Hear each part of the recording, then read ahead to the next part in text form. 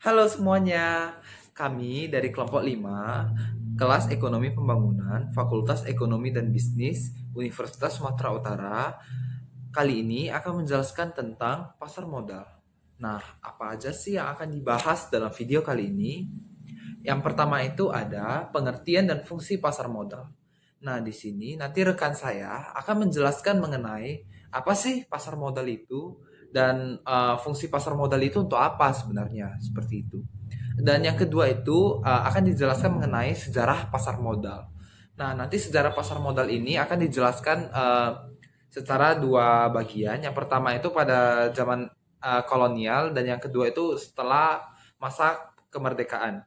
Setelah itu, kami akan menjelaskan mengenai pelaku pasar modal.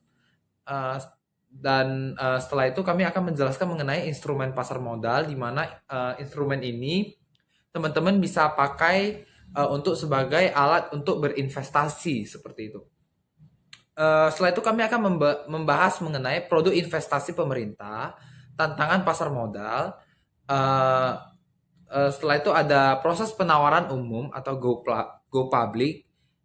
Setelah itu juga ada proses pencatatan efek di Bursa Efek Indonesia.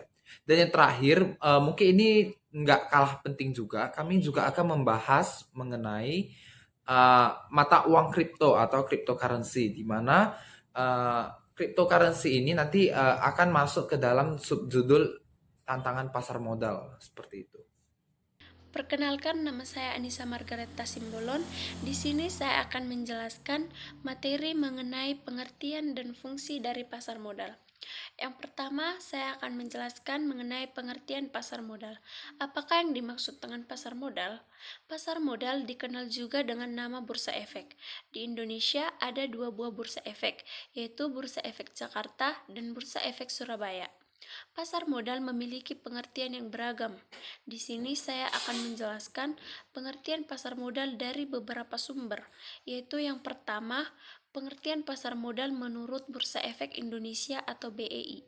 Menurut Bursa Efek Indonesia, pasar modal atau capital market merupakan pasar untuk berbagai instrumen keuangan jangka panjang yang bisa diperjualbelikan baik surat utang atau obligasi, equity atau saham, reksadana, instrumen derivatif maupun instrumen lainnya.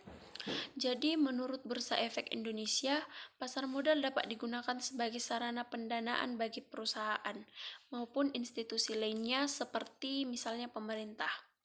Selain itu, dapat juga digunakan sebagai sarana bagi kegiatan berinvestasi, yaitu dengan cara memperjualbelikan instrumen keuangan jangka panjang.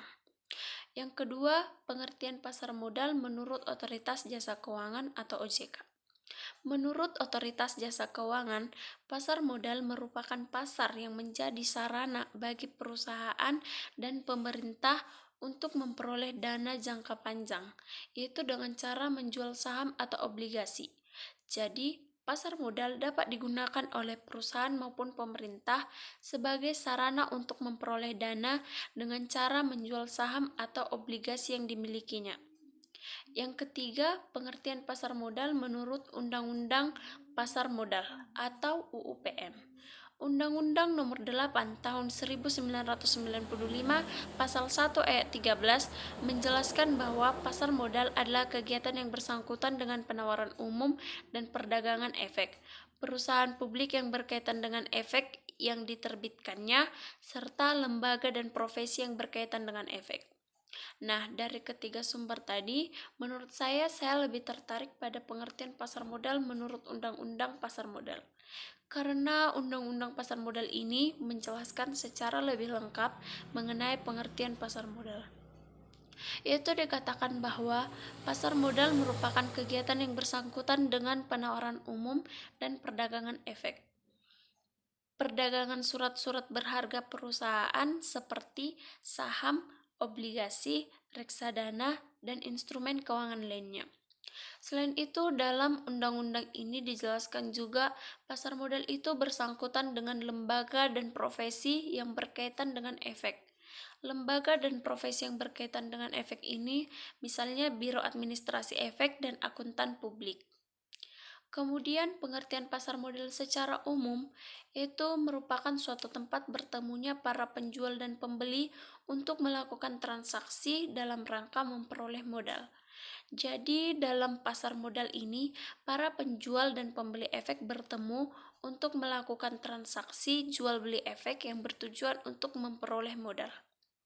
Penjual di dalam pasar modal adalah perusahaan yang membutuhkan modal atau dikenal dengan emiten. Emiten ini merupakan pihak pertama yang menerbitkan saham, kemudian emiten ini menjual sahamnya di pasar modal untuk mendapatkan tambahan modal. Sedangkan pembeli dalam pasar modal dikenal dengan investor, yaitu pihak yang ingin membeli modal di perusahaan yang menurut mereka menguntungkan. Modal seperti apa sajakah yang diperdagangkan di pasar modal? Modal yang diperdagangkan dalam pasar modal adalah modal yang bila diukur dari waktunya merupakan modal jangka panjang. Oleh karena itu, modal ini bagi emiten sangat menguntungkan karena masa pengembaliannya relatif panjang, baik itu yang bersifat kepemilikan maupun yang bersifat utang. Khusus untuk modal yang bersifat kepemilikan, jangka waktunya lebih panjang jika dibandingkan dengan yang bersifat utang. Modal yang bersifat kepemilikan jangka waktunya sampai perusahaan dibubarkan.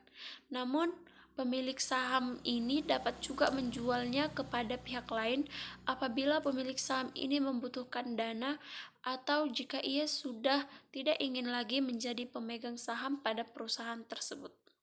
Sedangkan modal yang bersifat utang jangka waktunya relatif terbatas, hanya dalam waktu tertentu.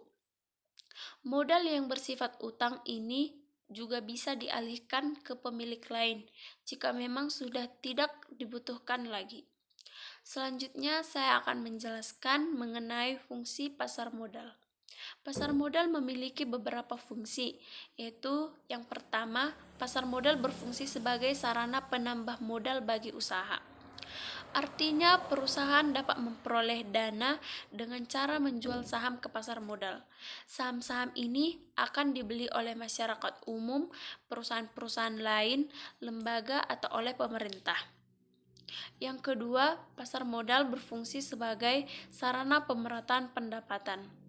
Penjual saham melalui pasar modal dapat dianggap sebagai sarana pemerataan pendapatan, karena setelah jangka waktu yang ditentukan, saham-saham yang telah dibeli akan memberikan dividen atau bagian dari keuntungan perusahaan kepada pemiliknya. Yang ketiga, pasar modal berfungsi sebagai sarana peningkatan kapasitas produksi.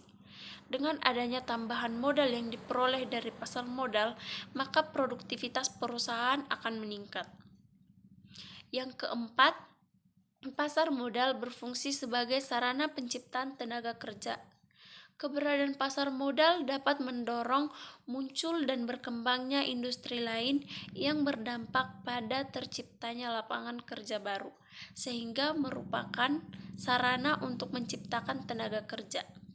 Yang kelima, pasar modal berfungsi sebagai sarana peningkatan pendapatan negara. Pasar modal dapat meningkatkan pendapatan negara karena setiap dividen yang diberikan kepada para pemegang saham akan dikenakan pajak oleh pemerintah. Adanya tambahan pemasukan melalui pajak ini akan meningkatkan pendapatan negara. Dan yang keenam, pasar modal berfungsi sebagai indikator perekonomian negara, yaitu aktivitas jual beli di pasar modal yang semakin meningkat akan memberikan indikasi bahwa aktivitas berbagai bisnis di perusahaan berjalan dengan baik. Sekian materi yang dapat saya jelaskan. Terima kasih. Perkenalkan, nama saya Rolika Sidabutar, NIM 21050191. Di sini saya akan menjelaskan tentang sejarah pasar modal sebelum kemerdekaan Indonesia. Dimulai pada tahun 1878. Pada tahun ini terbentuk perusahaan untuk perdagangan komoditas dan sekuritas, yakni Dunlop dan Co. Inilah yang menjadi cikal bakal PT Perdanas. Lalu pada tahun 1880, transaksi efek telah berlangsung tanpa organisasi resmi, sehingga catatan tentang transaksi tersebut tidak lengkap. Selanjutnya pada tahun 1892, perusahaan kultur Matsapis Goalpara mengeluarkan prospektus penjualan 400 saham dengan harga 500 gulden per saham.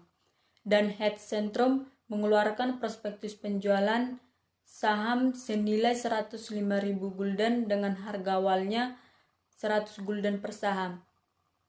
Tetapi tidak ada catatan apakah saham tersebut diperjualbelikan. Setelah itu pada tahun 1912,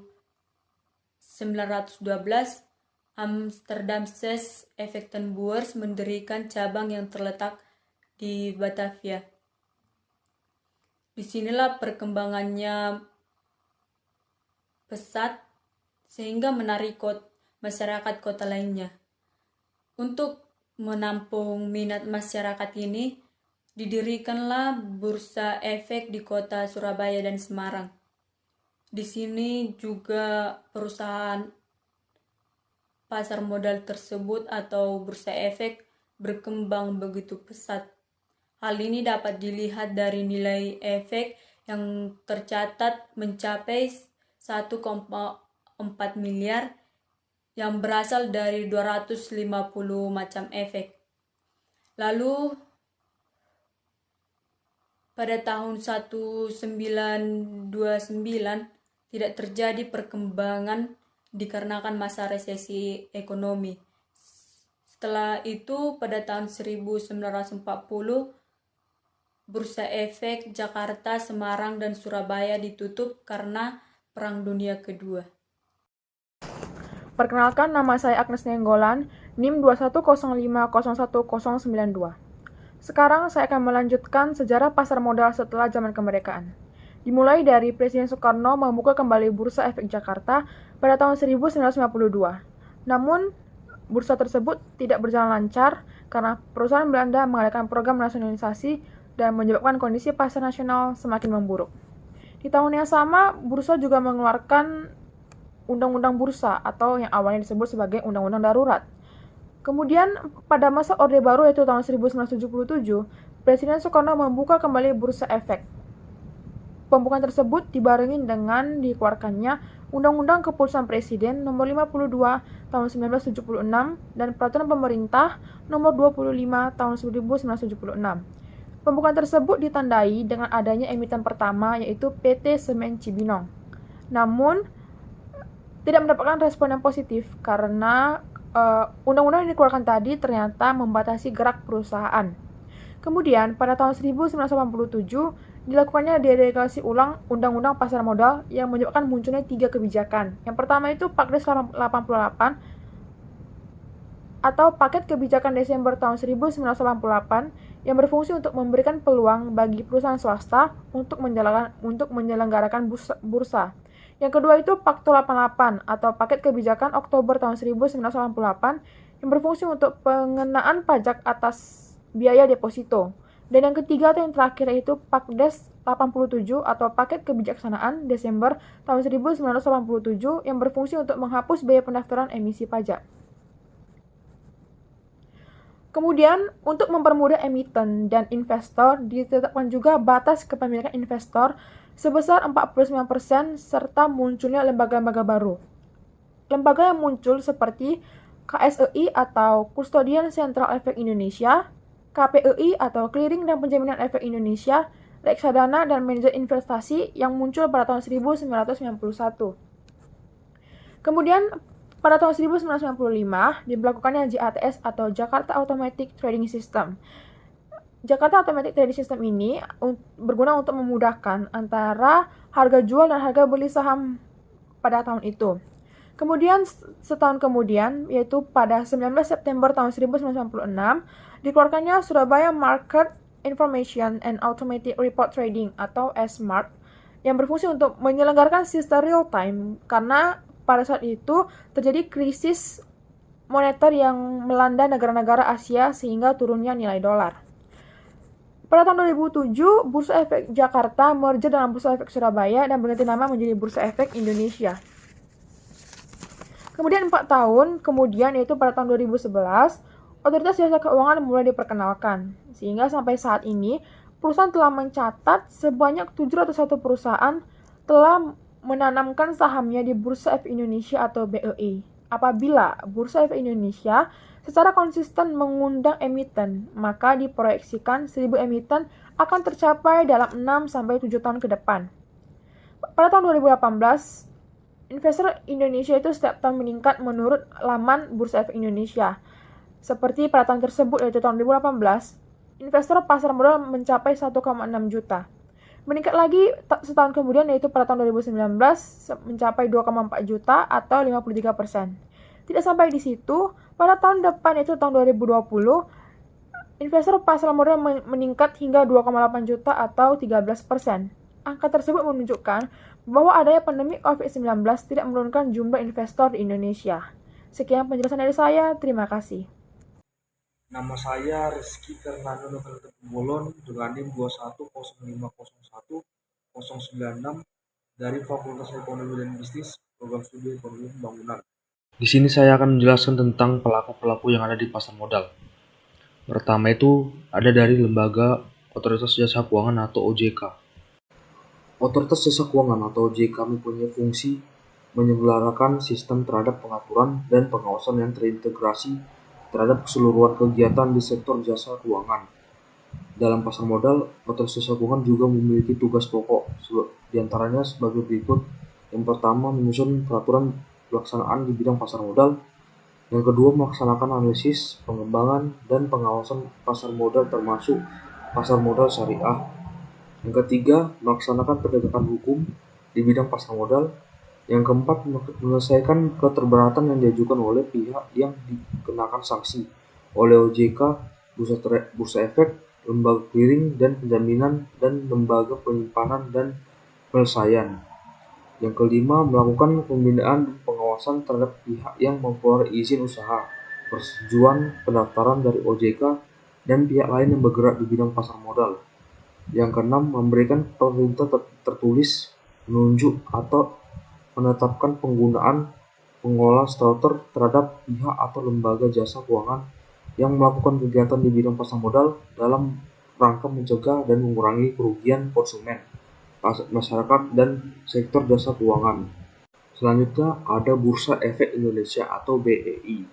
BEI itu adalah lembaga yang berperan dalam menyelenggarakan dan menyediakan fasilitas sistem perdagangan efek di pasar modal Indonesia. Dalam pasar modal, secara umum, Bursa Efek Indonesia memiliki dua peranan, yaitu sebagai fasilitator dan kontrol terhadap jalannya perdagangan efek di Indonesia.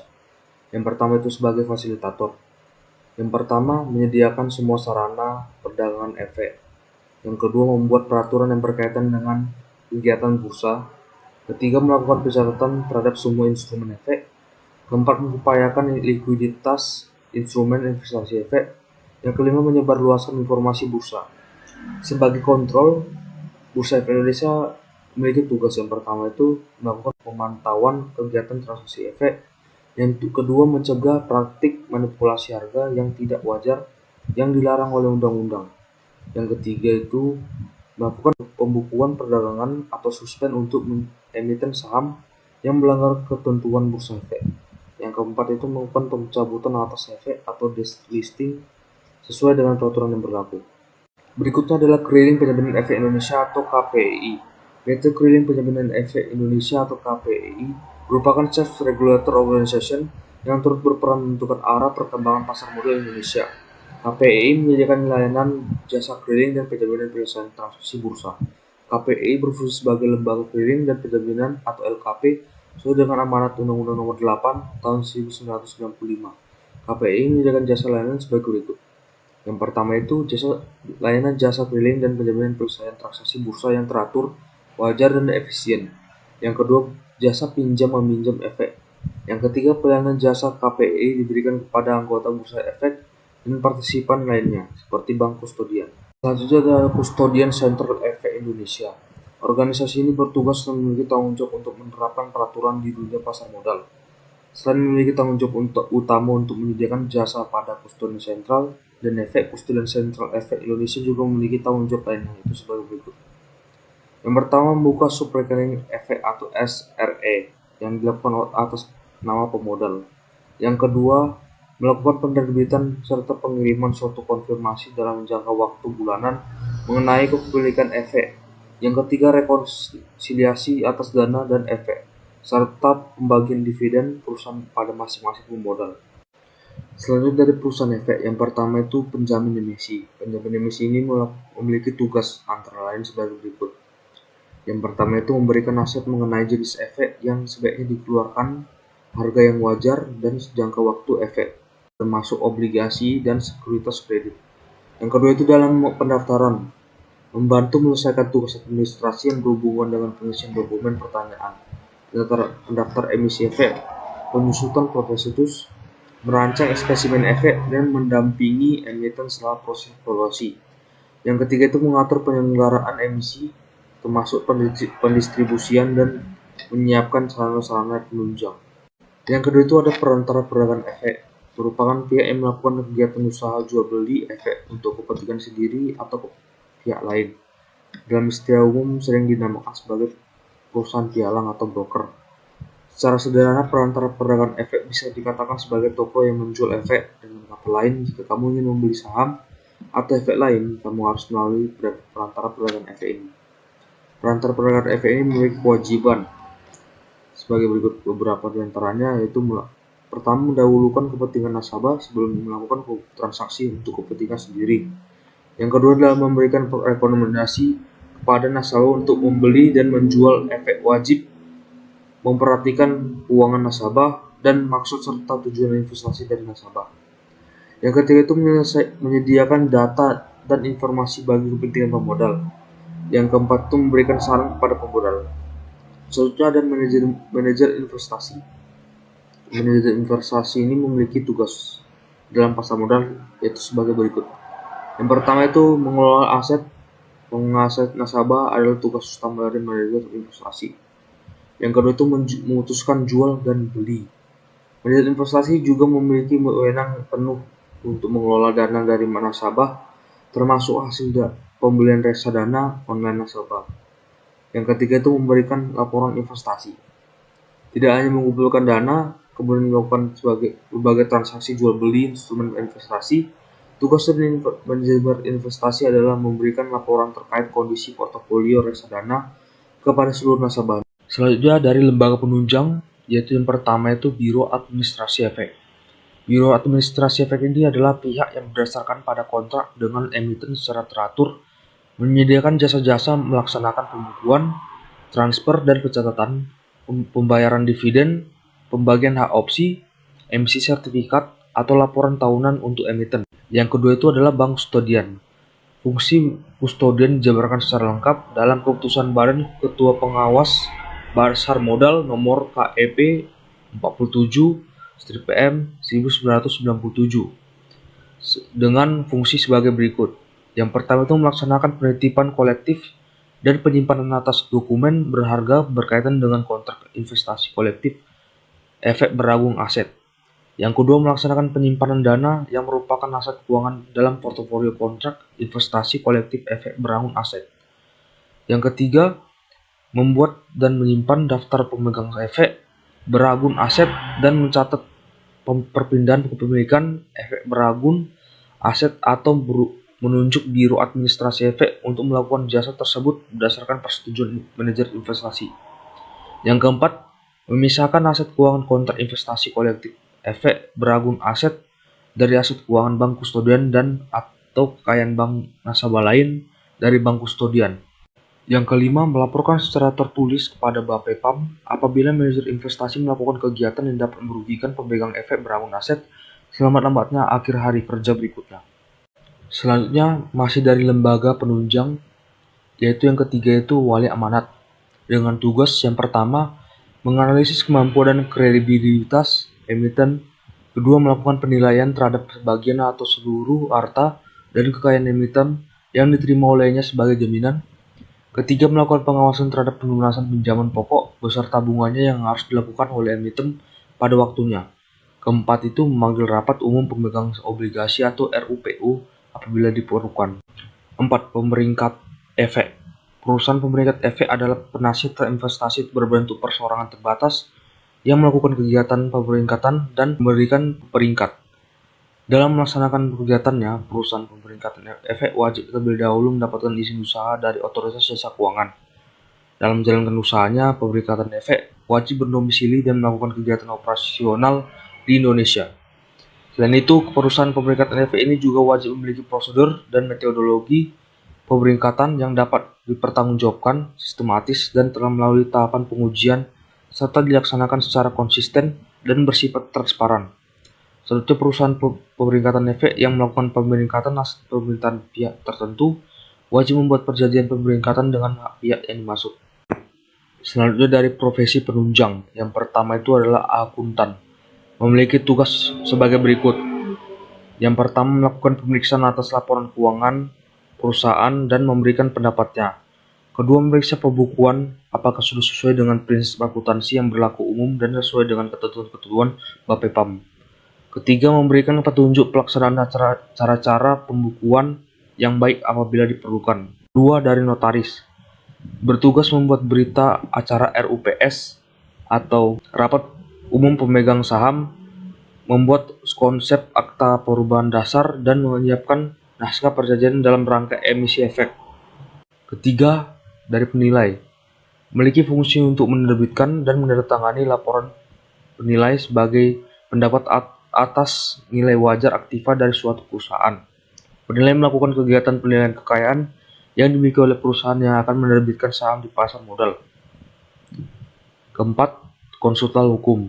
Tugasnya adalah meneliti aspek-aspek hukum emiten dan memberikan pendapat dari sisi hukum tentang keadaan dan keabsahan usaha emiten yang meliputi keanggaran dasar, izin usaha, bukti kepemilikan atas kekayaan emiten, peringkatan yang dilakukan oleh emiten dengan pihak ketiga secara gugatan dalam perkara perdata dan pidana. Saham dapat didefinisikan sebagai tanda penyertaan modal seseorang atau pihak atau badan usaha dalam suatu perusahaan atau perseroan terbatas.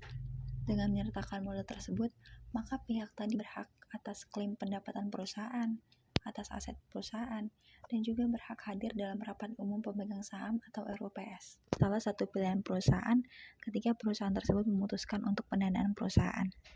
Di sisi yang lain, saham juga menjadi salah satu instrumen investasi bagi pemodal atau investor. Jika seorang pemodal ingin mendapatkan dividen atau laba, maka pemodal tersebut wajib memegang sahamnya dalam kurun waktu yang relatif lama, sehingga kepemilikan saham tersebut berada dalam periode di mana diakui sebagai pemegang saham yang berhak mendapatkan dividen. Nah, dividen ini dapat berupa dividen tunai, dan dividen saham. Dividen tunai artinya kepada setiap pemegang saham diberikan uang dalam jumlah tertentu untuk setiap sahamnya. Dan dividen saham itu kepada setiap pemegang saham diberikan dividen sejumlah saham, sehingga saham dari pemodal tersebut akan bertambah dengan adanya pembagian dividen ini. Jenis-jenis saham dapat ditinjau dari beberapa segi. Yang pertama dari segi cara peralihan. Dari segi cara peralihan ini ada dua, yaitu saham atas tunjuk atau bearer stocks dan saham atas nama atau registered stocks. Saham atas tunjuk adalah saham yang tidak mempunyai nama atau tidak tertulis nama pemiliknya. Nah, saham jenis ini mudah untuk dialihkan atau dijual kepada pihak yang lain. Sedangkan untuk saham atas nama, di dalam saham tersebut tertulis nama pemilik sahamnya, sehingga kalau ingin dipindah tangankan diperlukan syarat-syarat dan prosedur tertentu yang wajib dipenuhi. Setelah dari segi cara peralihan, sekarang dari segi hak tagih. Terdiri atas dua, yaitu saham biasa atau common stocks dan saham preferen atau preferred stocks. Yang pertama ada saham biasa atau common stocks. Nah, bagi pemilik saham ini, maka hak untuk memperoleh keuntungan atau dividen akan didahulukan untuk pemilik saham preferen terlebih dahulu. Begitu juga untuk hak atas harta ketika perusahaan tersebut dilikuidasi. Yang kedua ada saham preferen atau preferred stocks. Saham preferen ini merupakan gabungan dari obligasi dan saham biasa, sehingga memiliki karakteristik keduanya. Dari segi obligasi, saham preferen memberikan hasil yang tetap seperti bunga obligasi. Dari segi saham biasa, saham preferen tidak selamanya memberikan hasil yang dikehendaki oleh pemegangnya. Keistimewaan dari saham preferen yaitu memberikan penghasilan yang lebih pasti, bahkan memberikan keuntungan yang lebih besar dari suku bunga deposito apabila perusahaan penerbit mampu menghasilkan laba yang besar. Pada dasarnya, ada dua keuntungan yang dapat diperoleh investor dalam membeli saham. Yang pertama dari dividen, yang kedua capital gain. Maaf sebelumnya dikarenakan terjadi kesalahan dalam pengambilan video, maka akan dijelaskan lewat slide saja. Yang pertama itu ada dividen. Dividen adalah pembagian keuntungan yang diberikan oleh perusahaan yang berasal dari hasil atas keuntungan yang dihasilkan oleh perusahaan itu sendiri. Seperti yang sudah dijelaskan tadi, dividen itu terdiri atas dividen tunai dan non-tunai. Dividen tunai ini berupa sejumlah uang yang diberikan kepada pemegang saham. Lalu untuk dividen non-tunai, ini berupa saham sehingga si pemodal akan mendapatkan penambahan jumlah saham dari hasil proses pembagian dividen ini. Yang kedua ada capital gain. Capital gain adalah selisih antara harga beli dan harga jual. Capital gain ini terjadi karena adanya aktivitas perdagangan saham di pasar sekunder. Contohnya, seorang investor membeli saham Telkom ketika harga saham tersebut per lembarnya 3.000. Nah, kemudian selang dalam beberapa waktu dia menjual dengan harga 4.100. Nah, maka investor tersebut mendapatkan capital gain sebesar 1.100 per lembar sahamnya. Sebagai instrumen investasi, saham memiliki resiko, yaitu capital loss dan risiko likuidasi. Yang pertama ada capital loss. Ini merupakan kebalikan dari capital gain. Hal ini terjadi ketika investor menjual saham lebih rendah daripada harga yang dibelinya. Nah, contohnya PT Telkom tadi. Investor itu membeli sahamnya per lembar dengan harga 3.000.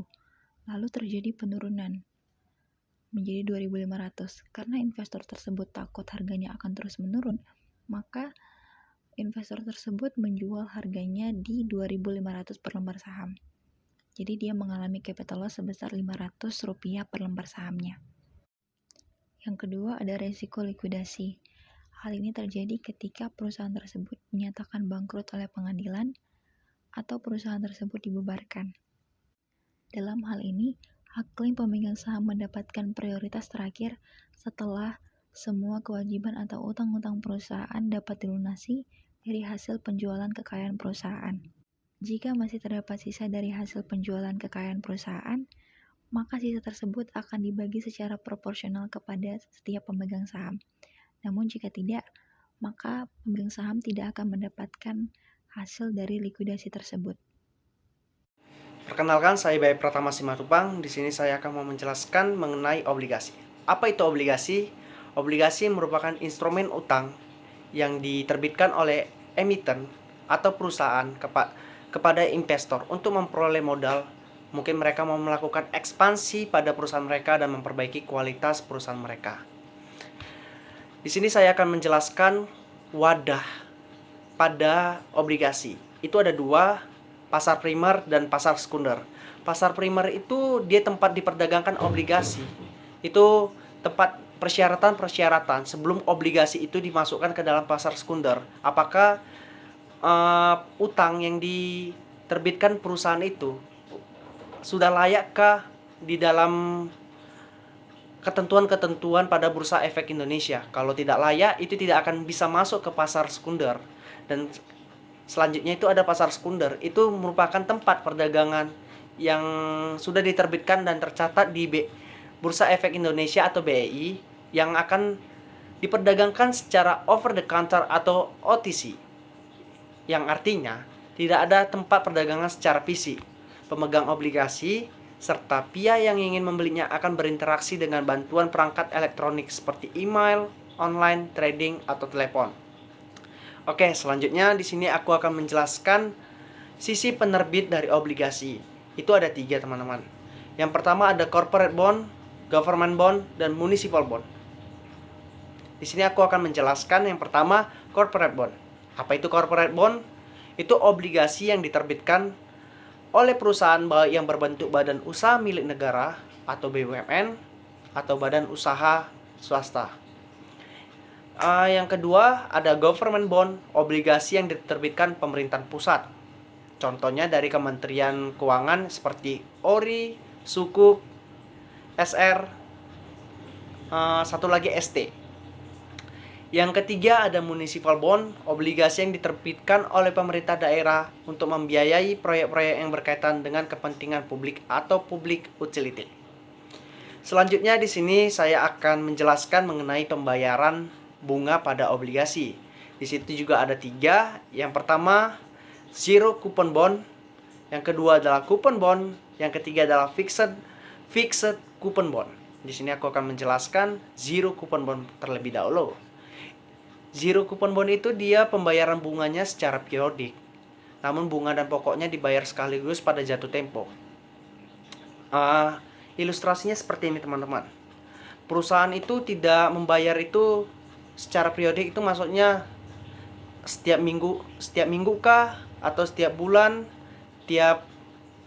per 3 bulan, per 6 bulan, atau bahkan setahun. Tapi mereka langsung membayarkan kepada investor itu nanti pas di jatuh tempo. Misalnya di tanggal 1 Januari. Ya udah, perusahaan itu tinggal membayar kepada investor itu keseluruhan dengan bunga-bunganya. Misalnya 1 juta dengan bunganya 20%. Ya udah, nanti di tanggal 1 Desember itu perusahaan itu membayar 1.200.000 kontan langsung kepada investor. Dan obligasi itu, ingat teman-teman, itu tidak ada hak kepemilikan kita sebagai investor, karena obligasi ini cuma surat utang saja. Kita cuma menerima bunga, keuntungan kita pada bunga yang diberikan oleh perusahaan tersebut.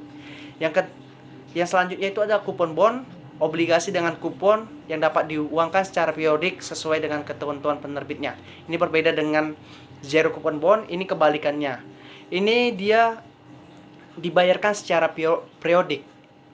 Mungkin seperti bahasa simpelnya itu seperti cicilan.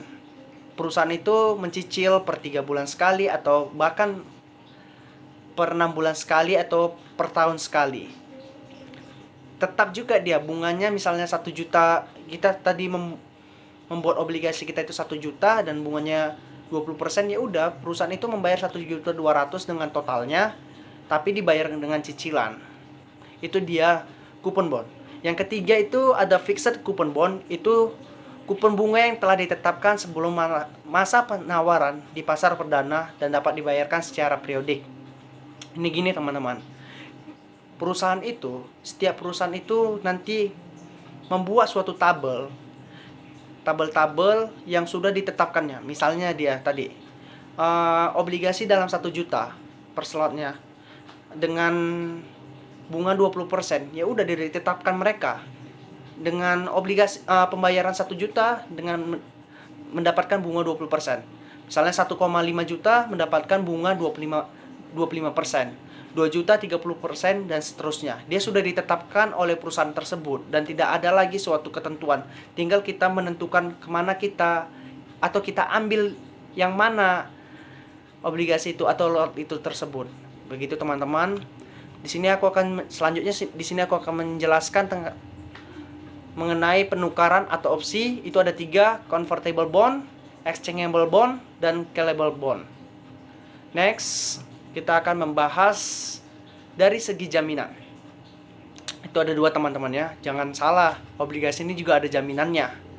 Oke, selanjutnya itu ada secured bond, obligasi yang dijamin dengan kekayaan tertentu dan dari penerbitnya, atau dengan jaminan dari pihak ketiga. Secured bond ini ada 3. Ada 3 bentukan lagi, yaitu guarantee bond.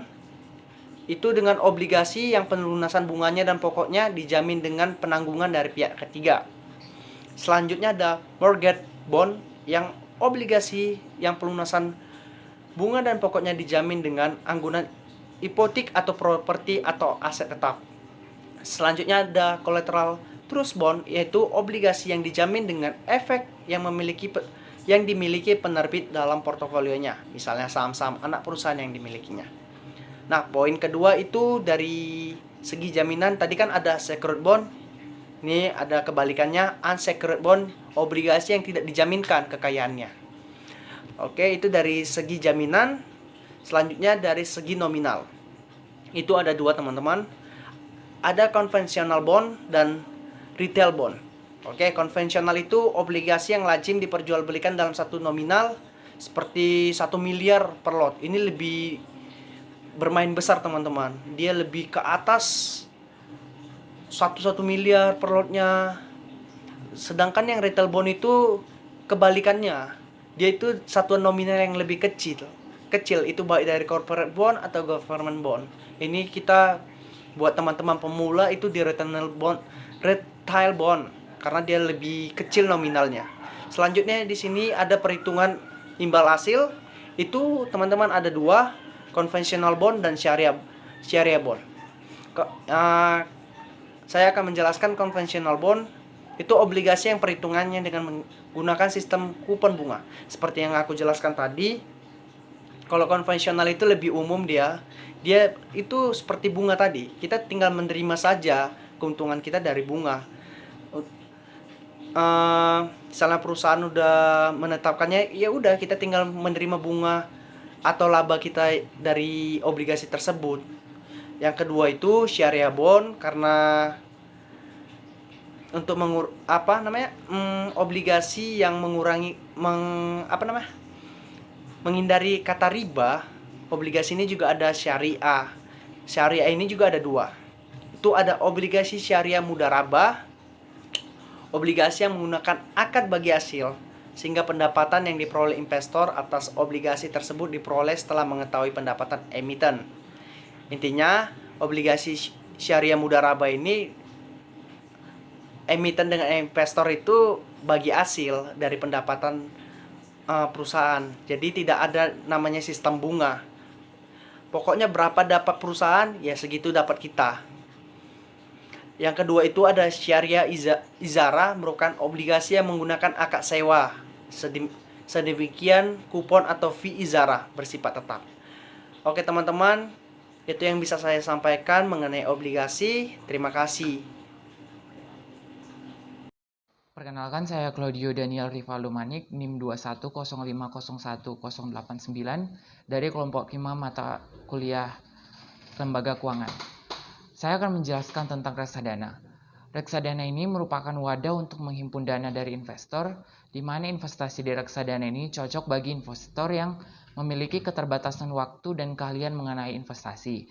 Dana yang terhimpun selanjutnya itu yang dikelola oleh manajer investasi untuk diinvestasikan dalam bentuk portofolio efek. Dan beberapa jenis dari reksadana menurut portofolio investasinya, yaitu yang pertama, yaitu reksadana saham atau equity funds. Reksadana ini berisi minimal 80% efek yang bersifat ekuitas atau saham, di mana ini tujuannya adalah untuk menghimpun keuntungan dari pertumbuhan harga saham. Oleh karena itu, memiliki resiko yang relatif lebih tinggi. Biasanya ini untuk investasi jangka panjang. Yang kedua yaitu reksadana pendapatan tetap atau fixed income funds. Ini berisi minimal 80% efek yang bersifat utang atau obligasi. Tujuannya untuk memperoleh pendapatan yang stabil dengan tingkat resiko yang relatif lebih rendah. Yang ketiga yaitu reksadana campuran atau discretionary funds. Ini berisi campuran efek yang bersifat ekuitas, utang, dan instrumen pasar, di mana pasar uang ini bertujuan untuk mendapatkan kombinasi dari pertumbuhan harga saham dalam jangka panjang serta memperoleh pendapatan yang stabil dengan tingkat risiko yang moderat. Yang terakhir yaitu reksadana pasar uang atau money market funds. Untuk reksadana ini berisi minimal 80% efek yang bersifat utang dengan jatuh tempo kurang dari 1 tahun. Seperti pada deposito, obligasi jangka pendek. Reksadana ini bertujuan untuk menjaga likuiditas dan nilai modal yang stabil dengan tingkat risiko yang paling rendah.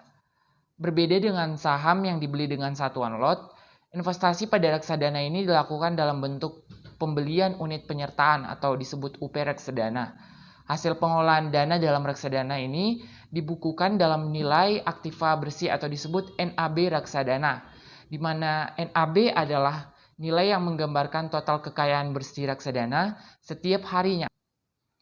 Ada beberapa manfaat dari investasi reksadana ini karena setiap reksadana ini memiliki beberapa manfaat. Yang pertama yaitu kinerja portofolio reksadana ini dikelola dan dipantau oleh manajer investasi sehingga mempermudah investor dalam minim akan waktu dan keahlian dalam menentukan pembelian saham. Yang kedua yaitu mudah didapatkan, di mana selain oleh manajer investasinya sendiri, produk reksadana ini umumnya dipasarkan oleh agen penjual reksadana seperti bank, e-commerce, financial marketplace, dan lain-lain.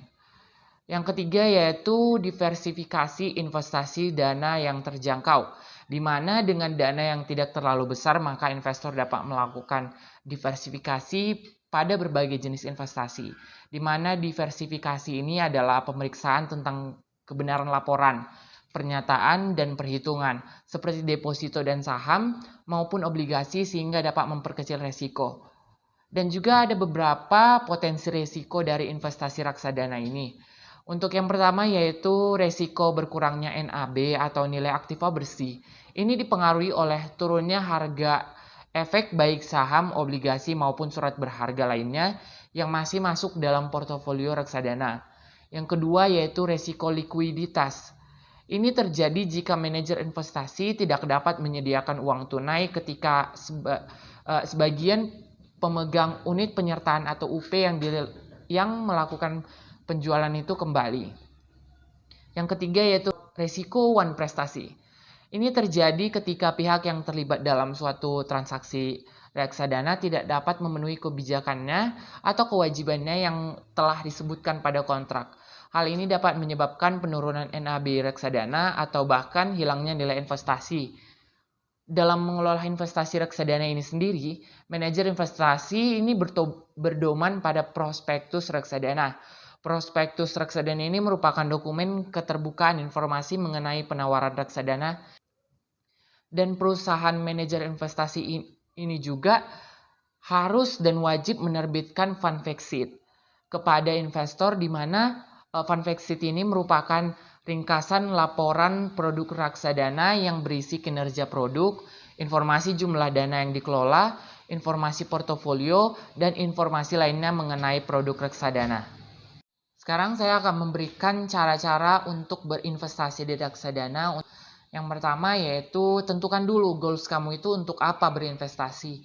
Karena kan hidup ini selalu berputar dan setiap hari muncul kebutuhan dan keinginan baru.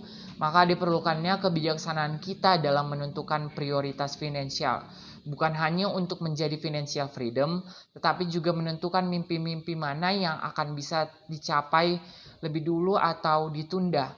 Yang kedua yaitu mulailah berinvestasi dengan mendaftar langsung ke manajer investasi, ke bank partner maupun ke marketplace reksadana. Jika di bank partner ini, kamu akan mendapat berbagai program seperti auto debit yang akan membuatmu disiplin berinvestasi. Sementara itu, untuk kamu yang lebih menyukai kebebasan untuk memilih, bisa menggunakan marketplace reksadana dengan berbagai fiturnya untuk membandingkan performanya. Yang ketiga yaitu pilih reksadana yang sesuai dengan goals kamu di platform tempatmu memilih. Yang keempat yaitu mulai beli dan transaksi dan reksadanamu, di mana cara untuk membeli reksadana ini cukup mudah. Secara garis besar kamu cukup memilih reksadana yang kamu inginkan dan memastikan performanya di fund fact sheet dan prospektusnya. Yang kelima yaitu memantau reksadanamu, karena setelah transfer ini biasanya diperlukan waktu 1x24 jam agar pembelian reksadanamu itu tercatat. Setelahnya, kamu dapat terus memantau pertumbuhan reksadanamu di platform tempat kamu membeli. Karena setiap bulannya itu juga kamu akan mendapat laporan akan pertumbuhan investasimu. Dan saat memantau pertumbuhan reksadana, kamu nggak perlu khawatir karena dengan fluktuasi harganya. Karena reksadana ini memang bukan instrumen yang cocok untuk trading atau jangka pendek, melainkan investasi jangka panjang. Cukup pastikan bahwa investasimu tidak terus terpuruk selama minimal 2 minggu, maka masih tergolong aman. Manajer investasi itu sendiri juga pasti akan berusaha mengelola agar investasimu tidak terus menurun karena performa investasimu itu adalah kredibilitas mereka juga karena akan ditampilkan pada fund fact sheet mereka. Bagaimana perkembangan dari investor mereka. Dan itu adalah beberapa cara untuk berinvestasi di reksadana. Buat teman-teman yang mau mencoba berinvestasi yang lebih gampang atau lebih mudah karena tidak tahu banyak tentang contohnya saham atau trading, maka ini cocok untuk bagi pemula yaitu reksadana. Perkenalkan, nama saya Dwi Rizka Sabina, NIM 21050190, kelas ERB. Di sini saya akan menjelaskan atau mempresentasikan tentang salah satu produk instrumen pasar modal Indonesia, yaitu ETF atau Exchange Traded Fund. Nah, jadi ETF ini dari segi produk dia sama seperti reksadana, tapi dari segi mekanisme dia seperti saham. Jadi ETF ini merupakan reksadana yang diperdagangkan di bursa efek seperti halnya saham. Jadi investor bisa membeli dan menjual unit penyertaannya melalui BEI dengan harga yang real time. ETF punya keunggulan dari sisi penyebaran risiko investasi atau diversifikasi. Karena satu unit penyertaan atau saham ETF mewakili sekumpulan saham yang ada dalam indeks acuan. Maka dengan kita punya satu unit penyertaan atau saham ETF, si pemodal itu dapat memperoleh gain atau loss yang sama dengan indeks acuan tanpa membeli seluruh saham yang ada dalam indeks acuan itu sendiri. Perkenalkan, nama saya Dwi Rizka Sabina, NIM 21050190, kelas ERB. Di sini saya akan menjelaskan atau mempresentasikan mengenai investasi syariah. Indonesia dengan negara muslim terbesar di dunia merupakan pasar yang sangat besar untuk pengembangan industri keuangan syariah. Pada November 2007, Bapepam dan OJK telah mengeluarkan daftar efek syariah yang berisi daftar produk investasi syariah yang ada di Indonesia. Keberadaan DS tersebut kemudian ditindaklanjuti oleh BEI dengan meluncurkan Indeks Saham Syariah Indonesia atau ISSI pada 12 Mei 2011.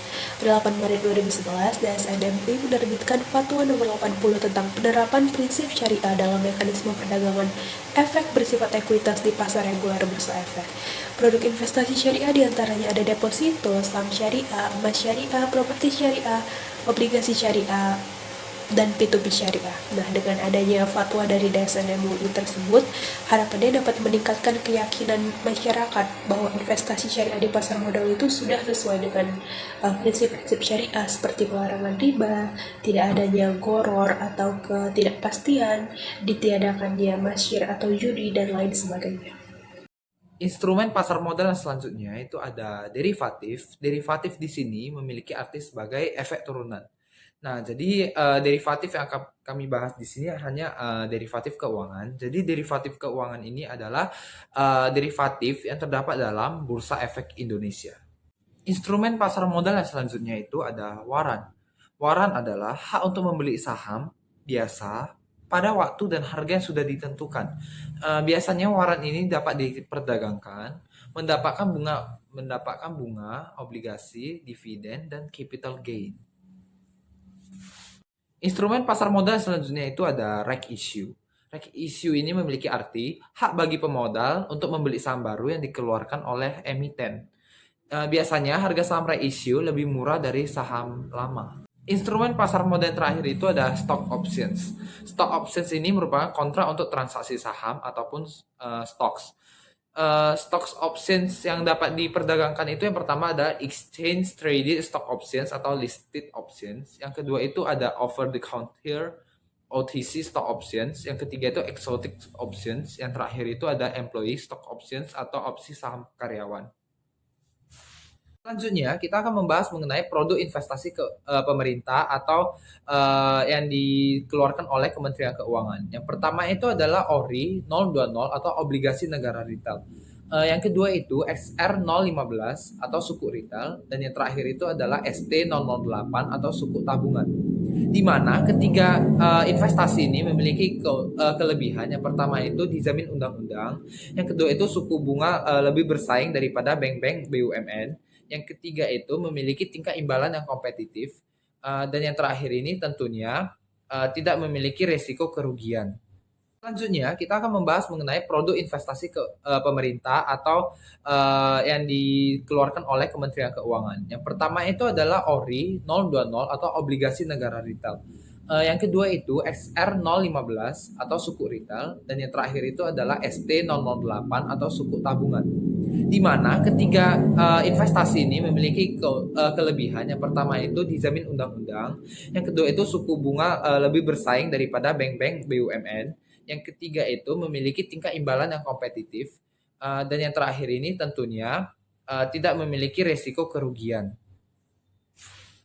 Selanjutnya, kita akan membahas mengenai tantangan pasar modal atau tantangan pasar modal di sini yang akan kita bahas adalah mata uang kripto ataupun cryptocurrency, di mana mata uang kripto akhir-akhir ini telah menjadi sebuah isu yang dapat menjadi sebuah tantangan bagi pasar modal, di mana nantinya para investor itu akan beralih ke mata uang kripto ataupun cryptocurrency. Nah, keuntungan daripada cryptocurrency ini yang pertama adalah potensi investasi yang bagus. Yang kedua itu memiliki kemudahan akses dan transaksi. Yang ketiga itu memiliki transparansi data. Dan yang terakhir itu adalah dapat memiliki transaksi 24 jam. Dan yang terakhir itu mungkin ini tidak kalah penting, akan tetapi mata uang kripto itu memiliki sistem terdesentralisasi di mana menggunakan sistem blockchain seperti itu. Mata uang kripto memiliki kelemahan. Yang pertama itu volatilitas nilai, yang kedua itu rentan penipuan, yang ketiga itu tidak ada fundamental untuk dianalisis, dan yang terakhir tidak adanya badan otoritas. Mengenai legalitas mata uang kripto, seperti yang teman-teman ketahui, mata uang kripto ini tidak memiliki legalitas dalam negara kita, yaitu Indonesia. Sehingga mata uang kripto ini tidak sah diperdagangkan, diperjualbelikan maupun dipakai di dalam negara kita, yaitu Indonesia. Baiklah, saya Anissa Margareta Simbolon. Saya akan menyampaikan kesimpulan dari materi pasar modal yang telah dijelaskan sebelumnya. Nah, dari penjelasan tentang pasar modal tersebut, kita dapat mengambil kesimpulan bahwa pasar modal secara umum merupakan suatu tempat bertemunya para penjual dan pembeli untuk melakukan transaksi dalam rangka memperoleh modal.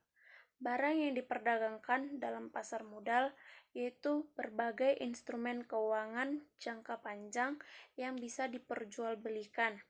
Misalnya surat utang atau obligasi, equity atau saham, reksadana, instrumen derivatif, maupun instrumen lainnya.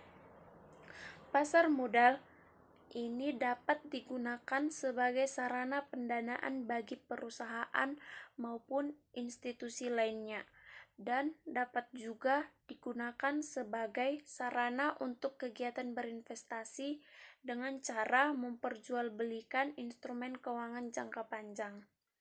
Pasar modal memiliki peran penting dalam kegiatan ekonomi di negara yang menganut ekonomi pasar.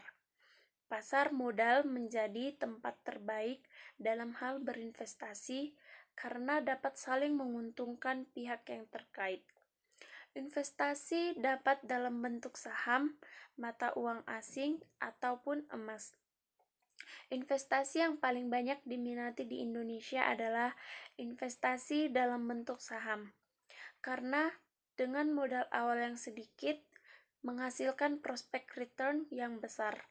Tetapi investasi paling aman adalah dalam bentuk emas, karena sifatnya yang safe haven dan harganya yang selalu naik, sehingga return yang didapat definitif naik. Peran pasar modal sebagai sumber pendanaan perusahaan yang berimplikasi bagi perekonomian negara bukan hanya sekedar alternatif, tetapi sudah mampu menjadi sumber pendanaan utama. Dana yang ditawarkan di pasar modal melalui beberapa aksi korporasi perusahaan dinilai jauh lebih efisien dibanding pendanaan yang didapatkan perusahaan dari pinjaman perbankan. Khususnya ketika tren inflasi sedang mengalami peningkatan yang secara langsung mempengaruhi tingkat suku bunga pinjaman perbankan. Meski jika dibandingkan dengan fluktuasi yang salah satunya dipengaruhi oleh perekonomian di dalam dan di luar negeri di setiap tahunnya, namun hal tersebut tidak menyurutkan minat perusahaan untuk tetap memperoleh pendanaan di pasar modal. Ada beberapa poin penting yang perlu kita ingat jika ingin memasuki dunia pasar modal.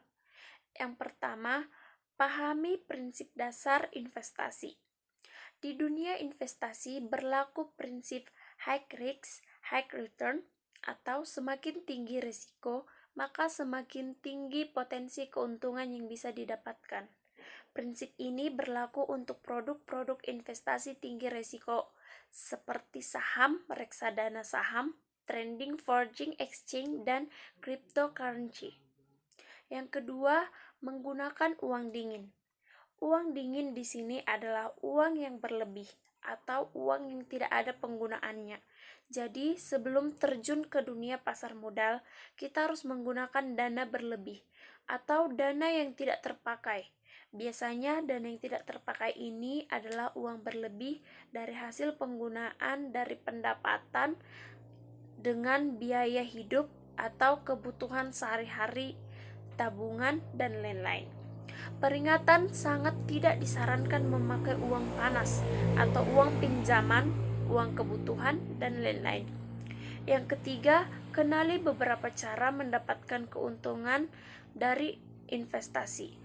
Untuk investasi saham, kita bisa memperoleh keuntungan dengan capital gain, selisih antara harga beli dan harga jual dari dividen saham, serta pembagian keuntungan perusahaan. Jika ingin menjadi investor reksadana, keuntungan diperoleh dari selisih harga jual dan harga beli nilai aktiva bersih per unit penyertaan. Jika ingin menjadi investor obligasi negara retail, maka keuntungan yang diperoleh bisa berupa kupon yang dibayar per 3 bulan atau 6 bulan, dan capital gain dari selisih harga jual dan harga beli obligasi negara retail. Sementara untuk investasi berupa deposito, kita beroleh keuntungan berupa bunga. Sekian kesimpulan yang dapat saya sampaikan. Semoga penjelasan kami tentang pasar modal dapat berguna bagi kita semua. Thanks for watching.